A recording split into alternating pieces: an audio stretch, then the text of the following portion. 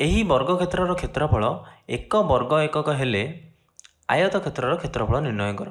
A B C D A ଆୟତକ୍ଷେତ୍ରର ଆମକୁ କ୍ଷେତ୍ରଫଳ ନିର୍ଣ୍ଣୟ କରିବାର ଅଛି।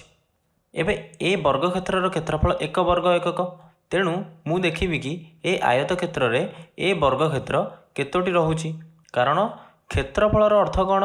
କ୍ଷେତ୍ରଫଳର ଅର୍ଥ ଏ ଆୟତକ୍ଷେତ୍ର କେତେ ଜାଗା ଆବଦ୍ଧ କରିଛି। ତେଣୁ ଆମେ ଏ ବର୍ଗକ୍ଷେତ୍ର ସାହାଯ୍ୟରେ ଜାଣିବା କି ଆୟତକ୍ଷେତ୍ର କେତେ ଜାଗା ଆବଦ୍ଧ କରିଛି। ଏବେ ପିଲାମାନେ ଦେଖ କେତୋଟି ବର୍ଗକ୍ଷେତ୍ର ରହିଲା? 1 2 3 4 5 6 7 8 9 10 11 12 13 14 15 15ଟି ବର୍ଗକ୍ଷେତ୍ର ରହିଲା।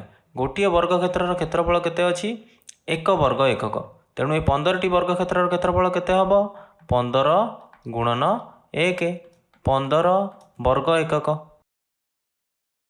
କିନ୍ତୁ ଆଉ କିଛି ଉପାୟ ଅଛି କି ଯାହା ସାହାଯ୍ୟରେ ଆମେ ଆୟତକ୍ଷେତ୍ରର କ୍ଷେତ୍ରଫଳ ବାହାର କରିପାରିବା? ଦେଖ ଏ ବର୍ଗକ୍ଷେତ୍ରର ଦୈର୍ଘ୍ୟ କ'ଣ? 1 एकक ଏବଂ ପ୍ରସ୍ଥ ବି 1 एकक। ତେଣୁ ଏ ବର୍ଗକ୍ଷେତ୍ରର କ୍ଷେତ୍ରଫଳ ହେଉଛି 1 ବର୍ଗ एकक। ଏବେ ଏ ଆୟତକ୍ଷେତ୍ରର ଦୈର୍ଘ୍ୟ ଦେଖ କେତେ ଏକକ? 1 2 3 4 5 5ଟି 1 एकक, ତେଣୁ 5 एकक। ସେମିତି ପ୍ରସ୍ଥ କେତେ ଏକକ? 1 2 3 3ଟି 1 एकक, ତେଣୁ 3 एकक। ଦୈର୍ଘ୍ୟ ହେବ 5 एकक, ପ୍ରସ୍ଥ ହେବ 3 एकक।